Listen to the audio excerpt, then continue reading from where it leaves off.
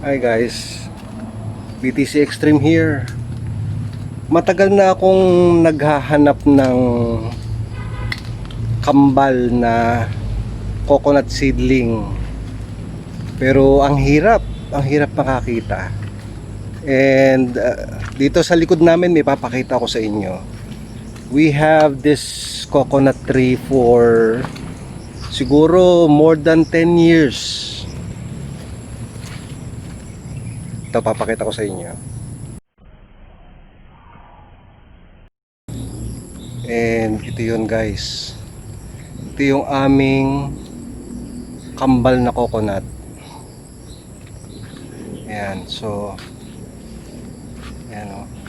So kambal siya. Isang seedling, 2 puno. Pero lumaki na siya. This is more than 10 years. Ang pinagtataka ko bakit hindi pa siya namumunga. Ayan. And I hope pag namunga ito, yung iba niyang bunga ay magpo-produce ng twin coconut. Ayan. And ito guys, may surprise ako sa inyo. Papakita ko. And here it is. Ito guys. Yan, kita niyo yan? Yan o. So, triplets. At hindi lang triplets. Ayun o, meron pang isang maliit. Quadruplets. Yan. Nako, bibihira po ito. And lucky enough, nakakita ako. Dito sa malapit sa amin, local supplier ng mga coconut. And, ayan. Meron pala siya. Ang hinahanap ko kasi kambal na coconut seedling. Pero sabi nila wala daw silang pero meron daw nakukuha pero bihira. And then sabi ko ihanap nila ako. And then nagkataon yung kamag-anak nila may alaga daw na yan. Na triplet na coconut. O yun, 3. Yan, so guys, watch out. Gagawa natin to ng video yung progress ng kanyang paglaki. Okay, so yan. Thank you. Ito, swerte daw to. Yan. Okay, so guys please like and subscribe sa BTC Extreme para makita nyo yung progress ng paglaki nitong ating quadruplet na coconut bonsai. Ngayon ang unang procedure po na gagawin natin is repotting po itong ating quadruplet na coconut bonsai. So ito na po yung simula, start ng paggawa natin ng quadruplet coconut bonsai. Tara, gawin na natin. First, ito po yung ating soil mix. 1 part soil, 1 part coco peat, 1 part rice hull, 1 part sand. And ito po yung ating pot. Ito po ay self-watering pot. Kaya pwede po tayong hindi magdilig ng frequent. Ayan, kasi self-watering na po siya.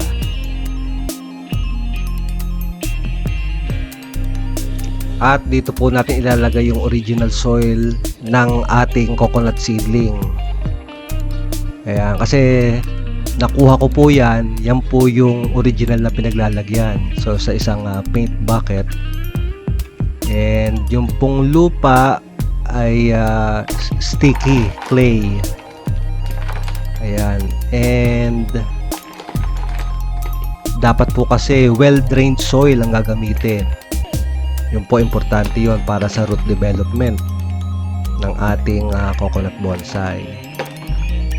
Ayan po, so wala pang masyadong ugat yung ating seedling, kaya tamang-tama lang po yan. Kala ko mahaba na, yan ko konti pa lang pala. Buti naman, yan po, parang maganda po yung development niya. Ilalagay po natin siya sa well-drained soil.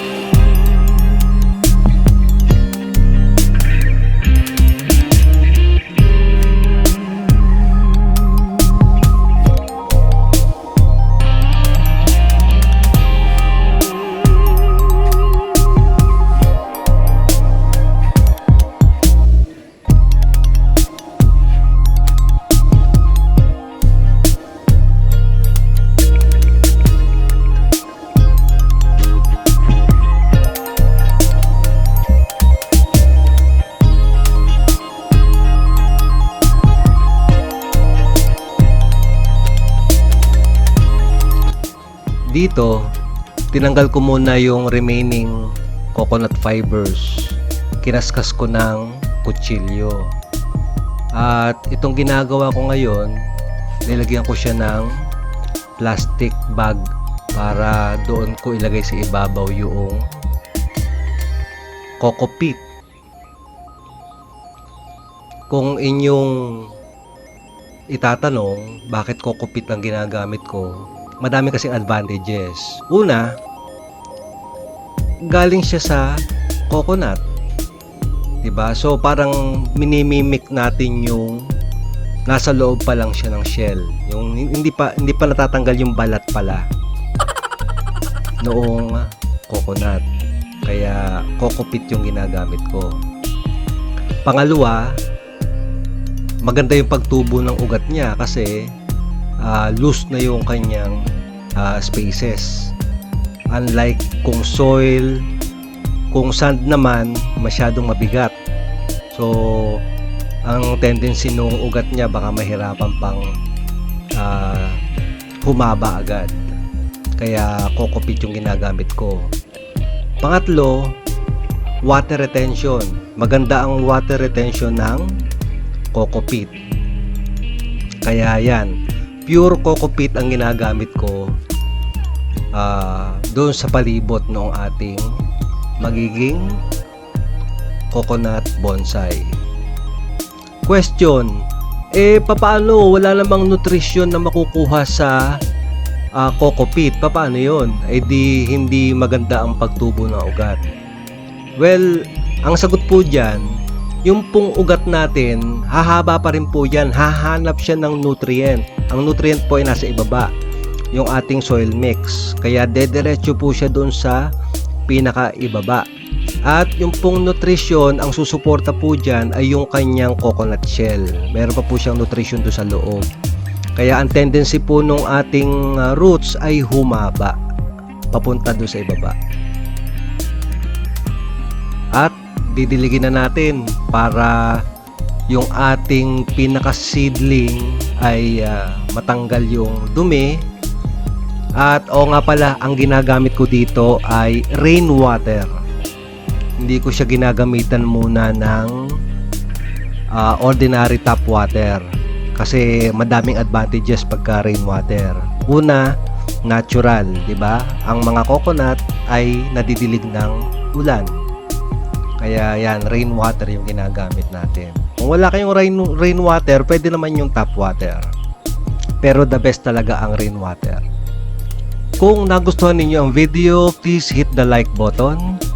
At kung hindi ka pa nakasubscribe, please subscribe para like kang updated sa mga videos na inilalabas ko gaya nito.